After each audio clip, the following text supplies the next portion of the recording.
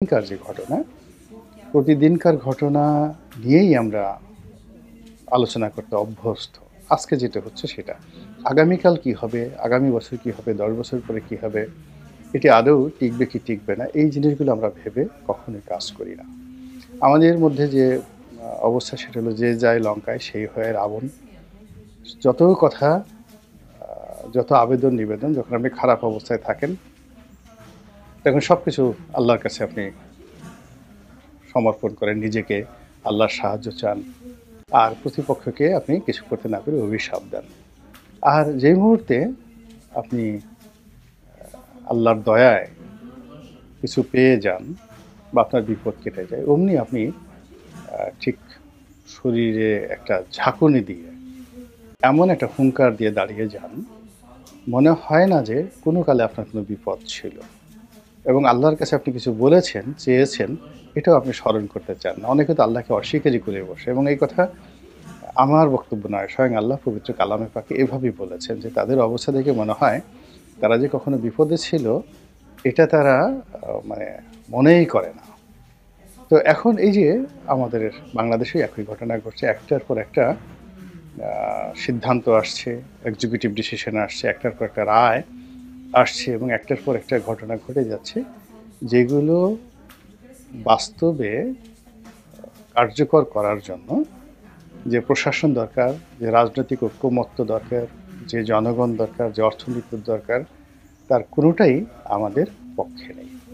তো এই যে তত্ত্বাবধায়ক সরকার যখন ফিরে এলো, ফিরে আসার পরে আপনি এখন এটাকে কিভাবে কার্যকর করবেন? এখানে দুটো বিষয় ফিরে এসেছে। এক নম্বর হলো আপনি যদি সংবিধান পরিবর্তন করতে চান এবং বড় আকারে এটাকে পরিবর্তন করতে চান, সেখানে গণভোটের যে বিধান এটি এখানে চলে এলো।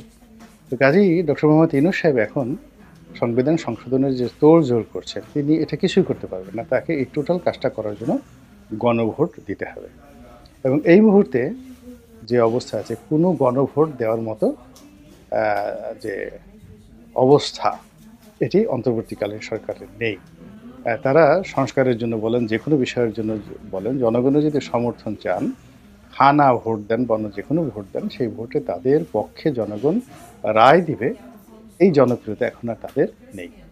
দ্বিতীয়ত এই যে তত্ত্বাবধায়ক যে সরকার পদ্ধতিটি এখন চালু হয়ে গেল, এটি কিভাবে কাজ করবে? প্রথমত যে জটিলতা শুরু হয়েছে, আমরা এই সংবিধানের অনেকগুলো বিষয় অমান্য করেছি। এই অমান্য করারটাকে আপনি সংবিধান লঙ্ঘন বলতে পারেন। এই অমান্য কিছু, কিছু অমান্য রাষ্ট্রদ্রোহ হিসেবে বিবেচিত হতে পারে।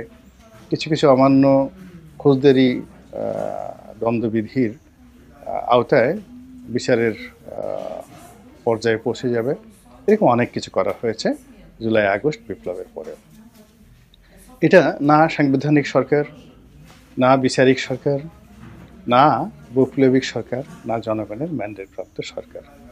এখান থেকে তাল এনে, ওখান থেকে গোল এনে, ওখান থেকে খাম এনে, ওখান থেকে খাম্বা এনে, ওখান থেকে হাম্বা এনে, সব মিলিয়ে কেমন যেন একটা আলু ভর্তা তৈরি করা হয়েছে এবং সেই আলু ভর্তা এখন না এটাতে আলুর টেস্ট আছে, না এটাতে চপের টেস্ট আছে, নাথিং। কেমন যেন একটা অবস্থা তৈরি হয়ে গেছে। তো সেই অবস্থাতে যখন এখন তত্ত্বাবধায়ক সরকারের বিধানটি এলো, তাহলে এখন তত্ত্বাবধায়ক সরকার কীভাবে গঠিত হবে? যদি গঠিত হয় তাহলে অন্তর্বর্তীকালীন সরকারের অবস্থা কী হবে? এখান থেকে আমাদের জনপ্রিয় যে অ্যাটর্নি জেনারেল আছেন, তিনি যেটা বলেছেন যে এখানে ডক্ট্রিন অফ নেসেসিটি, এই যে থিওরি রয়েছে, সেই থিওরি অনুযায়ী অন্তর্বর্তীকালীন সরকার সুপ্রিম কোর্টের যে মতামত নিয়ে যেভাবে গঠিত হয়েছে, সেটাকে এখন তত্ত্বাবধায়ক সরকারে রূপ দেওয়া যেতে পারে।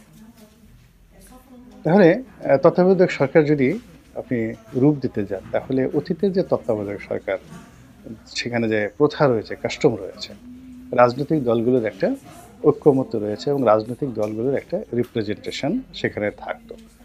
বিএনপির ১০ জন, আওয়ামী লীগের ১০ জন, সব জায়গার ১০ জন। এখন রাজনৈতিক দলগুলোকে যদি আপনি ধরেন, আওয়ামী লীগ তো বড় দল, এখন তত্ত্বাবধায়ক সরকার তাদের রিপ্রেজেন্টেশন থাকতে হবে। This is one.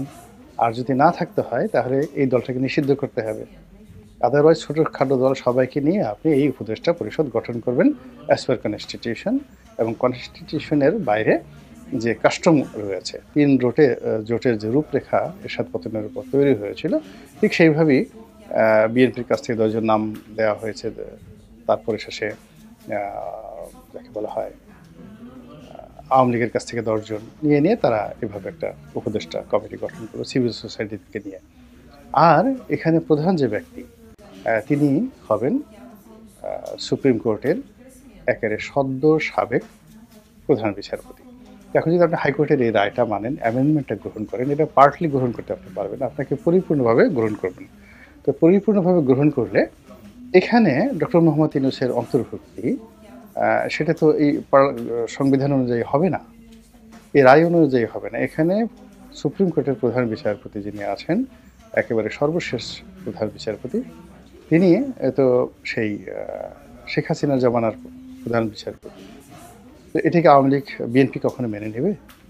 আর যদি বিএনপি সেটা মেনে না নেয়, তাহলে জামাত কি মানবে? কেউ মানবে না, কেউ মানবে না। তাহলে এই রায়ের ফলে একটা জটিলতা শুরু হয়ে গেল, আর নতুন একটা জটিলতা শুরু হয়ে গেল।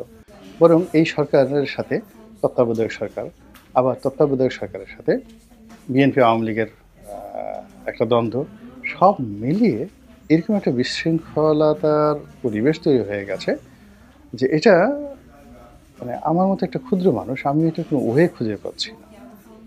এটা কিভাবে বলবো এটাকে? আপনি ধরুন আমরা ওই জাল বুনতে গিয়ে বা যে কোনো কাজ করতে গিয়ে অনেকগুলো গিট দিয়ে ফেলি বা গিট পড়ে যায় নাইলন সুতাতে, বা এমনি ছোট আপনি যে সেলাই করার যে সুতোগুলো আছে, চিকন সুতো, সেখানে যদি অনেকগুলো গিট পড়ে যায়, যে গিটগুলো আপনি চেষ্টা করলেও খুলতে পারবেন না, কেটে ফেলতে হবে। এবং কেটে ফেললে যে একটা বিচ্ছিন্নতা চলে আসবে, সেই সুতার যে স্বাভাবিক যে লেন্থ অ্যান্ড স্ট্রেংথ এটা থাকে না। এখন এমন একটা অবস্থা তৈরি হয়ে গেছে, সব মিলিয়ে যে হাইকোর্টের রায়, অতীতের যে কাস্টম, জুলাই আগস্টের বিপ্লব, আওয়ামী লীগের পলায়ন, এখানে রাষ্ট্রপতির ক্ষমতা, প্রধান উপদেষ্টার ক্ষমতা, সব মিলিয়ে কেমন একটা যাকে বলা হয় গিট লেগে গেছে, একটার সঙ্গে একটা গিট লেগে গেছে। এবং এর ফলে কি হলো, এই সময়টিতে অনেক কিছু এসেছে যেটাকে অনেক সময় হলে আনন্দের বন্যা বয়ে যেত। যেমন যে হাইকোর্টের যে রায়টি, এটি যদি জুলাই মাসে আসতো, টেকনাফ থেকে তেঁতুলিয়া পর্যন্ত আনন্দের বন্যা কিন্তু বয়ে যেত, সমস্ত মানুষ একেবারে খুশিতে টগবগ হয়ে যেত। কিন্তু এই রায়টি এই সময়টাতে এলো, একটা বিজয় মিছিল করার মতো মন মানসিকতা কারোরই নেই। বিএনপি জামাত কেউ এটাকে স্বাগত জানিয়ে আনন্দ মিছিল করে।